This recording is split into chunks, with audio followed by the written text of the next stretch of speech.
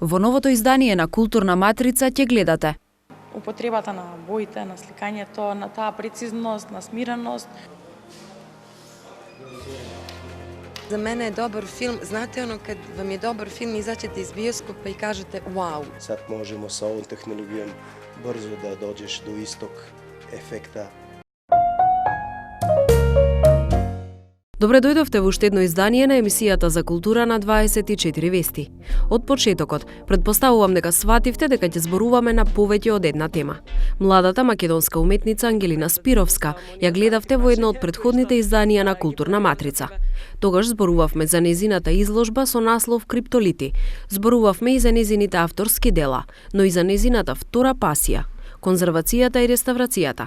Вториот дел е она што не сте го погледнале досега. Во моментот работиш на една од најзначајните, она што треба да стане поим за таква црковна уметност, кај нас црквата Перивлепта во Охрид. Која е разликата меѓу личните дела, каде што го кажуваш она што ти го чувствуваш, ти го мислиш, она што сакаш да го доловиш на публиката која што ќе дојде да го види тоа дело, и разликата со она што кога пред тебе имаш дело на некои врвни познати или непознати мајстори што го има предзнак од културно наследство и сепак треба огромна одговорност за тоа што ќе се сработи, да не стави премногу личен потпис, туку едноставно да биде она што било претходно. Така.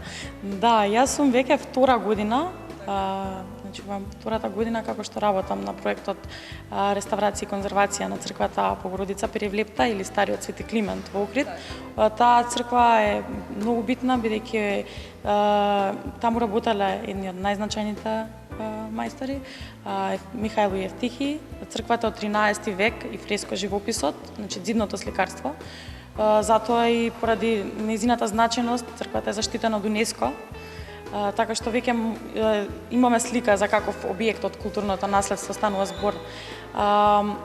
Јас како нов, значи почетник во оваа област, сега работам заедно со ми помагаат и шефови и екипата за да направам споредба. Па конзервацијата, самата тоа што е културно наследство, тоа е наука, таа се изучува, тука цело време мора да постои една етика и однос према фреско живописот и не дозволува експериментирање, лични желби, значи мора да се почитуваат одредени правила. Но сепак и од таа работа многу се учи и помага во сликарството и во уметноста тука. Така што има поврзаност, но е многу поодговорна. Добро, одговорноста е различна, тоа и го кажав и повторно ќе го потврдам. Тука во уметноста, во ликовната уметност, авторот останува пред се треба да остане доследен и одговорноста е лична, значи доследен на своите мисли и чувства, а во конзервацијата и реставрацијата на државата, на наследството, на почита према тоа што старите мајстори го оставиле во нашите раце. Инаку поврзаноста исто така да ја наречам конкретно со оваа изложба е тоа што како што реставраторите и конзерваторите откриваат нови фрески, тука има станува збор во сликите едно друго откривање на едно лично задоволство, што мене ме исполнува во чинот на сликање и на работење.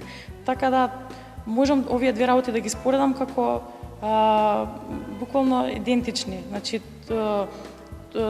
тој чин на откривање што го има авторот, уметникот од една страна или конзерваторот, поставувајќи се себе си како конзерватор и реставратор, мислам дека возбудата е подеднаква.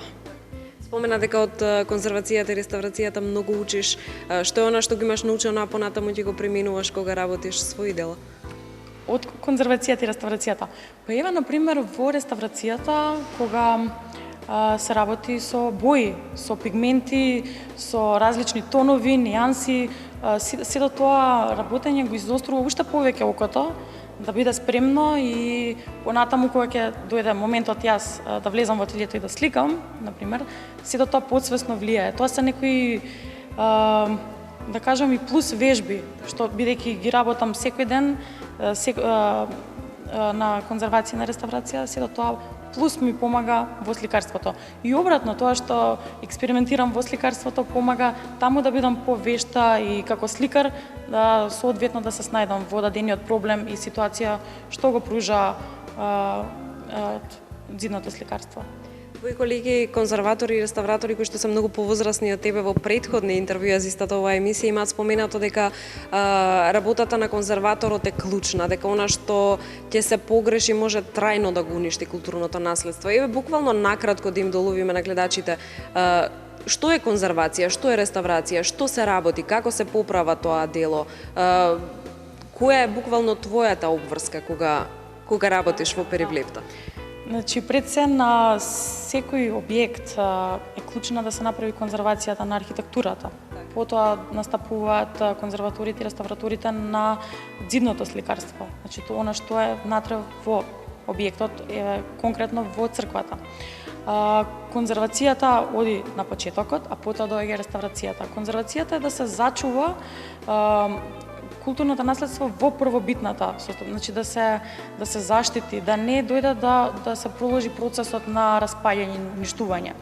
Кога ќе се обезбедат оптимални услови од архитектурата и кога самите дзидни слики ќе се заштитат и да ќе се спречат сите тие хемиски реакции што претходно се случувале и кога ќе имаме еден здрав носач и што ќе биде добар и траен за наредните години, тогаш настапуваат постапките во реставрацијата. Тоа е да се доведе она што е познато од артефактите претходни, од документација, од она што е исчезнато и моментално го нема, а ние реставраторите имаме претходна документација дека тоа постоело, значи конкретно, тоа е возможно да се поправи. Но сето тоа треба да биде суптилно, благо, да се гледа дека е тоа ново, да биде реверзивно. Тука ми беше и следното прашање, како се одредува таа граница, до која мерка можеш ти да оставиш сопствен печат на тоа дело кое што го реставрираш во моментот, сепак да не стане твое дело, туку да остане дело на првичниот автор, нели?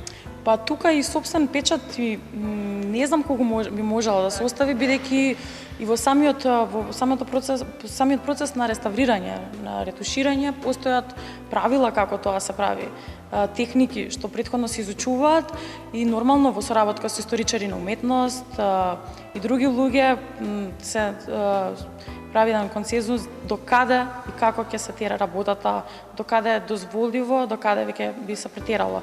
Така што во никој случај не сме да дојде да се промени она што е, туку само да се утопи да не смета премногу тоа што е оштетено и нормално се зачува.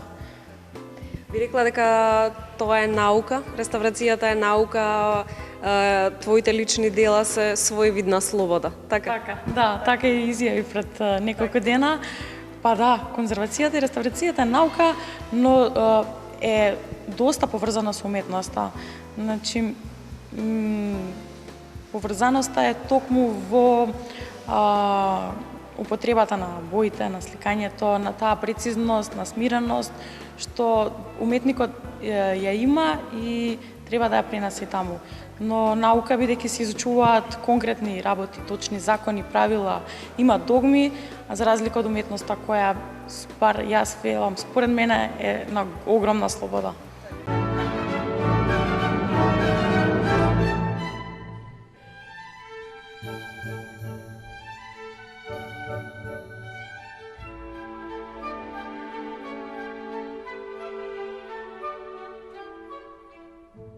Од уметноста влегуваме во светот на филмот. Богатата програма на годинашниот Манаки беше интересна за сите. Богатата архива на Културна матрица и 24 вести. И оваа манифестација крие многу материјали кои вие, нашите почитувани гледачи, се уште ги немате погледнато. Јас и снимателот Иван Нишотовски во Битола се дружевме со Маријан Церар, снимател од Словенија кој беше дојден за на колегите кинематографери да им представи една нова играчка, која ќе им ја олесни работата. а секако ќе го збогати впечатокот. Колку е важно да се биде иновативен во оваа ваша работа, кинематограферите, снимателите, камерманите да ја следат новата технологија, да го имаат она што е најново, она што е најдобро за нивната работа?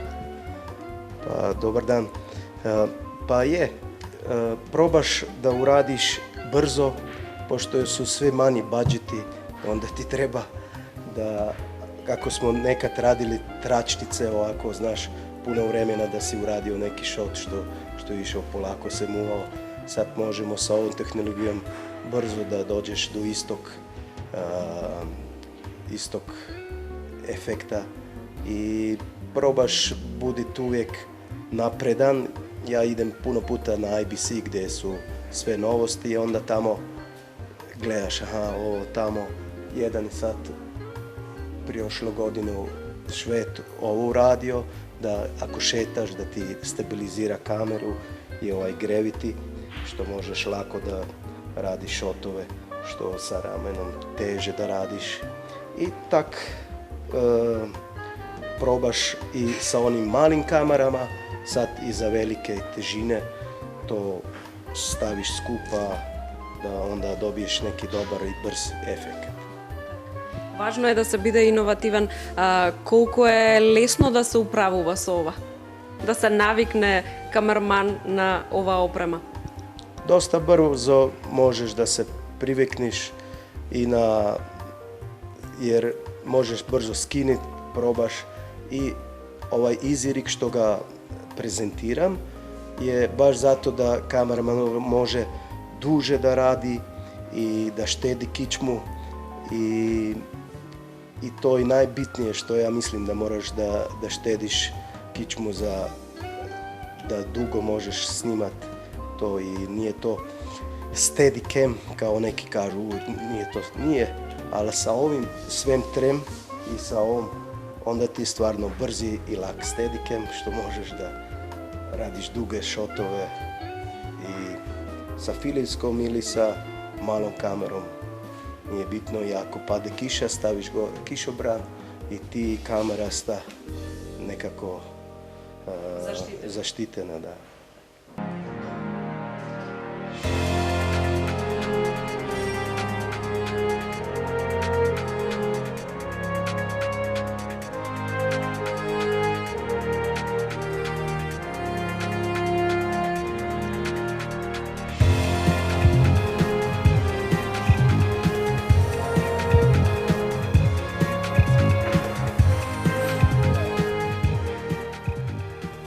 Гледате на што јас во моментов се возам е најнова модерна технологија.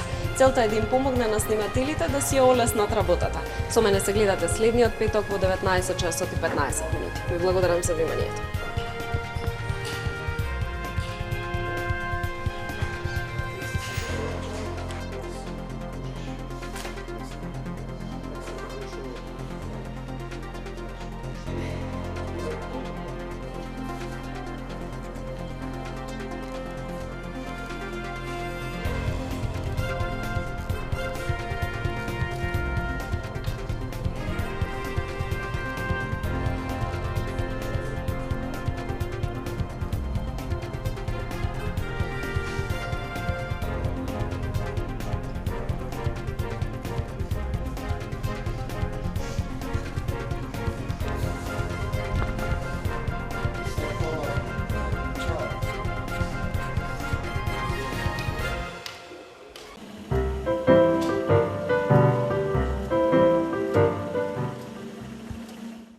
За сега остануваме во светот на филмот, но сега ви даваме совет што да изберете за некој домашен филмски маратон. Маја Богоевич е врвна филмска критичарка и професорка по теорија на филмот Црна Гора. Со нас ги споделува своите омилени филмови. Истото го направи и познатиот македонски режисер Милчо Манчевски, кој е единствениот кој на македонско тло го има донесено престижниот Златен лав од Венеција. Новинарот и филмски критичар Игор Ангелков, кој ви е познат по филмскиот магазин Филмополис, со нас ја сподели листата на омилени македонски филмови, кои се задолжителни за секој надежен филмаџија или страстен филмофил. Зборуваме општо за македонската кинематографија. Кои се тие филмови кои што мора да се погледнат? Што би им препорачал на гледачите да не изостават од македонската кинематографија? Така, па добро, субјективно, нели, она што Секако субјективно. Мене ми се допаѓа, што би Така. можело да биде како еден вид препорака. Значи Црно семе го сакам на Кирил Ценески, на вистина Така. фантастично остварување. Го сакам Мементо на Димитрije Османли. Го сакам Hi-Fi на тандемот Блажевски Стефановски. Од поновата продукција нормално не може да го избегнеме пред дождот поради сето она што го направи за македонската кинематографија. А од најновата споменавме, нели, Панкот не е мртов, исто така на Блажевски, и еве филмовите кои се појавија оваа година, 3 дена во септември, Лазар, Медена ноќ. Што е она што ве привлекува кај еден филм? Што треба да има еден филм за да го оцените како навистина добар од аспект на филмски критичар? Барате можеби добро сценарио, добра приказна, добри актери, добра фотографија. Што ви е пресудно? Pa kao i svako umjetničko djelo, za mene je dobar film. Znate ono kad vam je dobar film, izaćete iz bioskopa i kažete wow, to je to. A vi zapravo ne primjećujete, znači svi elementi, i scenario, i kamera, i režija, i montaža, i glumci, i kostimografija, sve mora da funkcioniše. Ovo sad nije tipično filmsko-kritičarski, ali to je film gdje vi ne primjećujete neki veliki trud, da se zaista nego vidite da je to umjetnost, da je to umjetničko djelo. Postoji industrija, postoji proizvod, postoji komercijalni popularni film, Hollywood, to svi znamo, i svi smo pod utjecajem Hollywooda. To neko može da, ne znam, da potroši vrijeme na to. Ja ću taj film zaboraviti brzo. Pogledat ću sadašnji Hollywood, ne govorimo o zlatnom dobu Hollywooda. Ali to vam je kao razlika između, nadam se da me gledaoci neće pogrešno shvatiti, između Paula Coelha i Dostojevskog, tako isto na filmu. Vidite nešto što je brz, instant proizvod, što će vas zadovoljiti samo vaše instantne potrebe i nešto što je univerzalno, što će da traje. Nemam bolji recept za dobar film i za moj osjećaj. Imam naravno svog omiljenog režisera, to mogu reći, to je Jean-Louis Godard, Francuz, i ja sam Godarovka, eto. Кои се оние клучни филмови и автори кои што секој млад и надежен филмаџија или филмски критичар едноставно мора да ги погледне? Може ли да се издвои воопшто? Teško, to je stvarno teško, to je sad ono filmski spisak, lista filmova. Ja sam to uradila za Sight and Sound, britanski magazin, 10 mojih omiljenih filmova, pa ću eto onako po sjećanju prije par godina. Svakome bih preporučila svakako da pogleda cijeli francuski Novi talas, znači i Godara, i Truffaut, i Claude Chabrol, i italijanski neorealizam, naravno. Ja volim Fellinija i Viscontija i Vittoria De Sica, to su oni stari filmovi. Kubricka iz Amerike, zašto da ne i neke nezavisne američke autore. Gus Van Sant, jedan od njih koji mi se sviđa. Tarkovski je značajan. Postoji mnogo dobrih filmova i dobrih autora, a ne mora i svaki dobar autor da ima stalno dobar film. Za mene je to jedini Godard uspio do sad. Još mi nijedan njegov film nije razočarao. I like The Tenant, a Roman Polanski film from 78, I believe. Dark comedy. I like Citizen Kane a lot. And I always remind my students that he was 25 when he made it. Happiness by Todd Solondz. The Decalogue, Kieślowski. Third Generation, a fairly obscure Fassbinder film. Amadeus, Foreman. Goodfellas. Goodfellas is this like joy of filmmaking, and it just flies, and you can see that his best film. What else? There's Yol, a Turkish film from the 70s, I believe. 82? That late? Yeah. Persona, Bergman. That would be about it.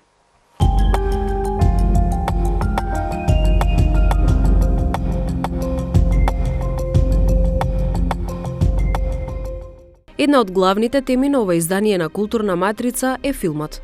Така и продолжуваме. Она што неодамна се случуваше во Скопје беше неверојатно доживување кое мора да се сподели. Обожавателите на Војна над звездите добија најдобар предновогодишен подарок. Седмото продолжение од оваа блокбастер сага за новата борба за воспоставување на мир во далечната галаксија. Новата трилогија ги здружува старата и новата генерација херои, за да се продолжи нивната борба против угнетувачката сила. Приказните и битките за далечната галаксија ги преполнија киносалите и направија одлична атмосфера. Впечатоците од проекциите, дебатата за пресвртите во филмот, појавувањето на омилените ликови, користената технологија, селфи фотките со маските од филмот ги преплавија социјалните мрежи. Впечатоците на светската критика беа одлични, а обожавателите кои очекуваа многу, односно барем најголемиот дел од нив, не излегоа разочарани од киносалите на Cineplex. За да не им го расипеме доживувањето на оние кои се уште не го изгледаа Силата се буди. Оваа вест ќе ја завршам токму тука. Како завршница на културната манифестација Велес град на културата 2015, театарот Јордан Хаджи Константинов Джинот ќе изведе театарски маратон со 5 актуелни представи од својот репертоар. Добрата вест за заинтересираните е тоа дека посетата е бесплатна. Гратис билетите може да се подигнат на билетарницата на театарот секој работен ден од 10 до 14 часот или од 18 до 20 часот. Велко Неделковски, автор за деца, и Блаже Миневски, автор за возрастни, се најчитаните автори според статистиката на Градската библиотека Браќа Миладиновци во Скопје. Објавувањето на веста меѓутоа предизвика остра реакција на писателката Лидија Димковска, која пишува на македонски, но живее во Словенија. Таа тврди дека виде директорката на библиотеката Гордана Петревска преку електронска порака ја известила дека таа е добитничка на признанието за читачката 2015 која изминува. Димковска во реакција до медиумите го постави прашањето дали станува збор за системска грешка или премислување. Според виде директорката Петревска, станува збор за забуна. Лидија Димковска имено била најчитана во нова категорија, која е востановена годинава, а е со наслов најчитан автор надвор од границите на Македонија.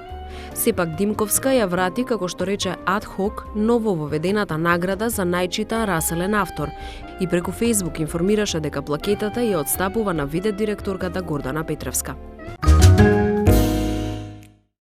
Блокирањето на печатењето на литературните списанија за најмладите читатели во Републикава. Инцидент или системски потек. Со овој наслов е писмото кое македонскиот писател Васил Мукаитов го испрати до редакцијата на 24 вести. Последните броеви на детските списанија Другарче и Развигор во издание на Детска радост, кои беа во продажба, се од јуни 2015. Од тогаш, пишува Мукаитов, списанијата не смеат да се печатат.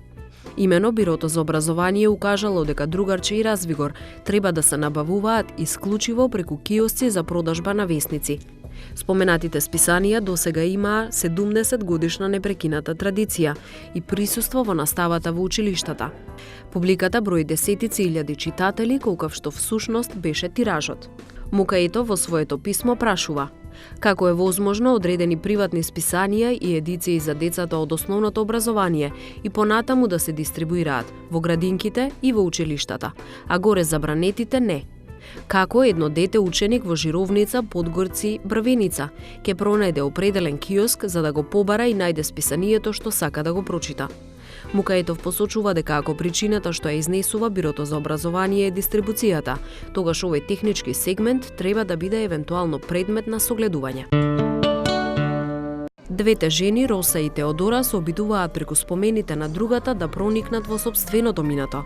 Заедничка им е љубовта кон Калин, кој пред смртта остава една папка преполна со романтични вознеси за Луна. Која е Луна? Одговорот ќе го добиете на страниците на новиот роман на Винка Саздова. Тема се незавршените комуникации во нашите животи. Книгата беше промовирана деновиве во клуб ресторанот во МКЦ, како издание на 3.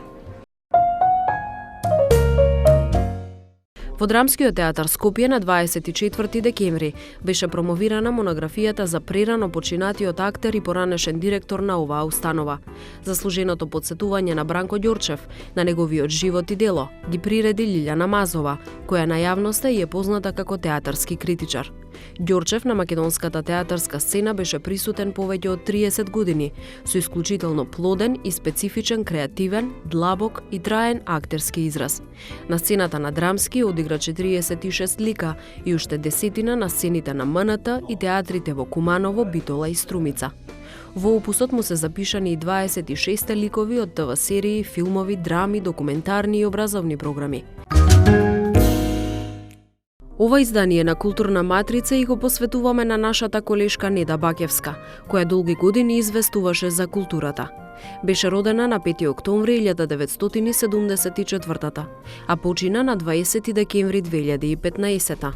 Неда беше дипломец на Филолошкиот факултет во Скопје, на групата за македонска и јужнословенска книжевност, со англиски и француски јазик и литература. Во 2001 магистрираше комуникологија на Институтот за политичко-правни студии, а потоа оствари студиски престој во САД. Незиниот зрел 17 годишен долг работен век, почнувајќи од незиниот повеќестран ангажман во книгоиздателството Култура, каде се вработи во 98-та, па се до незината уште покреативна професионална фаза, остварена како новинар во Телма, каде работеше од 2000-та до крајот на незиниот живот. Доволно зборуваат која беше Неда Бакевска. Нашата Неда останува незаборавна според својот богат, предсев внатрешен живот, изразита скромност и особен пристап и квалитет на незините творби, напиша Томислав Османли во знак на сеќавање на Неда Бакевска.